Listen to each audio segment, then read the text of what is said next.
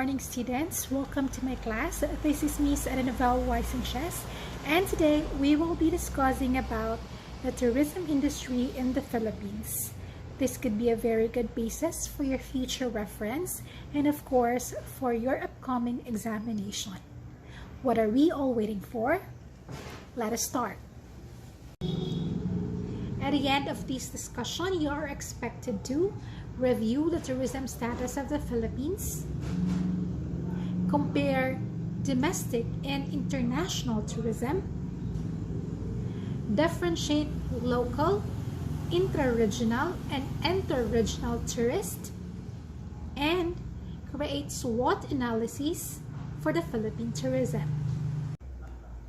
For you to appreciate the touristic value of the Philippines, it is really very important that you have to understand the overview of the Philippines.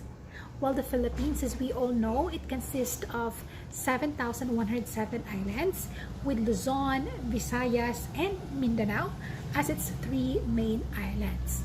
Well, if we are going to check in our map, in the Philippine map, where is the Philippines located, we can easily see it because on the southern or the southwestern part of the Philippines, we can see the Celebes Sea, and in its western part, we can see the South China Sea.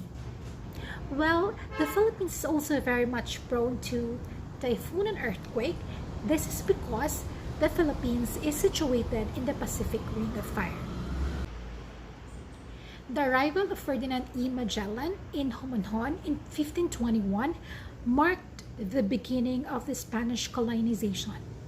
But did you know that the Philippines is not just a colony of the Spaniards, but also by the Japanese and the Americans?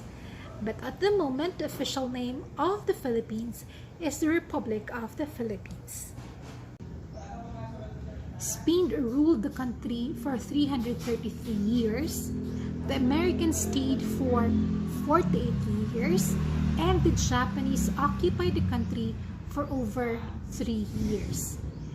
These make the country, the Philippines, a very enticing place to visit, a very interesting place to visit.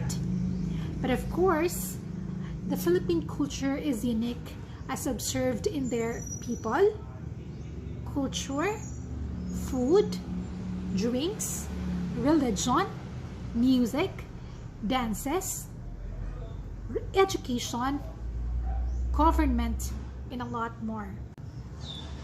The Filipinos are the people in the Philippines.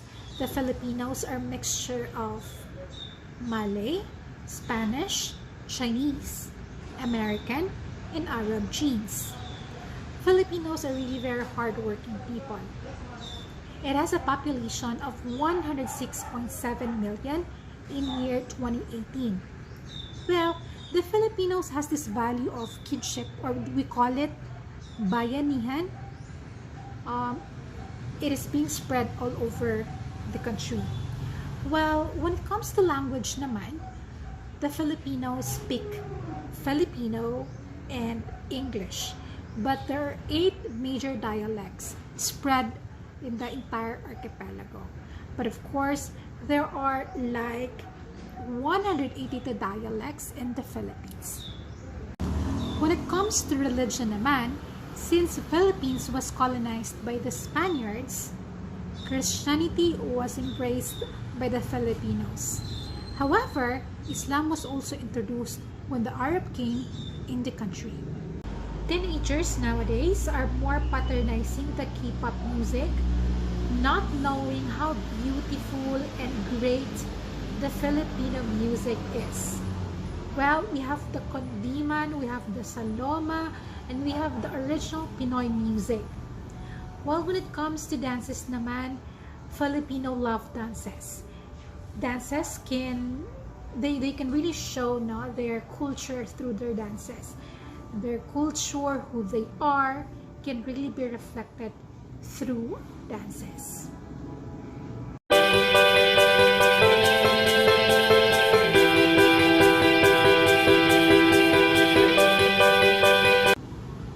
So what is domestic and what is international tourism? But before we answer that question, let me define first what is tourism?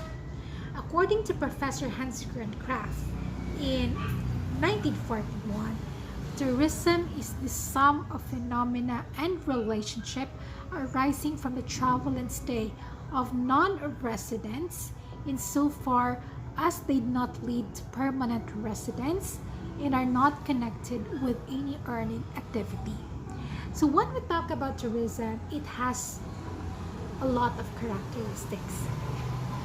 It has a lot of components that we need to fill in order for the activity to be considered a tourism activity.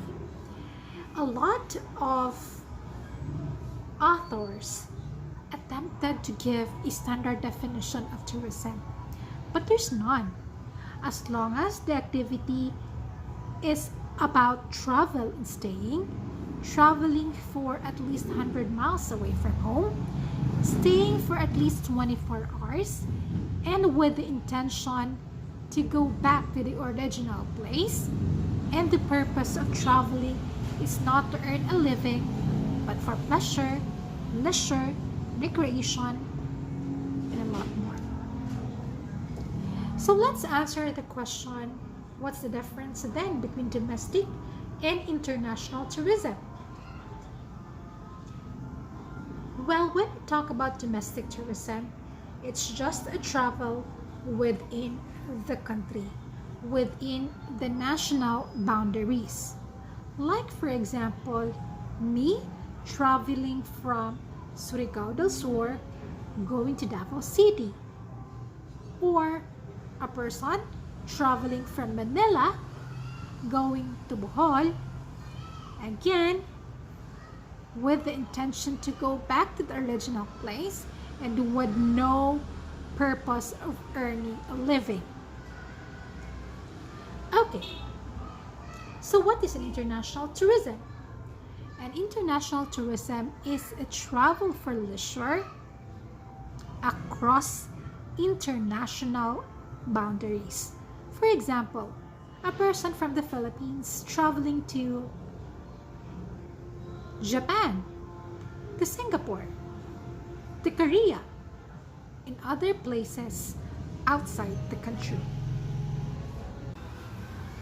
Differentiating or comparing domestic travel to international travel, well, obviously, when we travel abroad, it's quite more expensive and it requires necessary documents like passport and visa, and of course you might encounter cultural adjustment or simply culture shock, especially if you don't feel like eating their food or you were totally culture shocked with their language. There are situations like that. But of course, domestic tourism or domestic travel is less expensive and that you don't need to have a passport or visa in order for you to travel. Well, you're also considered as a first-class citizen because you are just traveling within your own country. And that can actually appreciate more your own culture, your own place, and the natural resources of your own country. There are three types of domestic tourists in the Philippines. These are interregional, intra-regional, and local. Interregional type of tourist moves from one of the regions to another. For example, a person traveling from NCR and visits Cebu, a province in the Central Visayas region. This type of domestic traveler comprises the largest portion of the tourist market. Well, we have also the intra-regional tourist.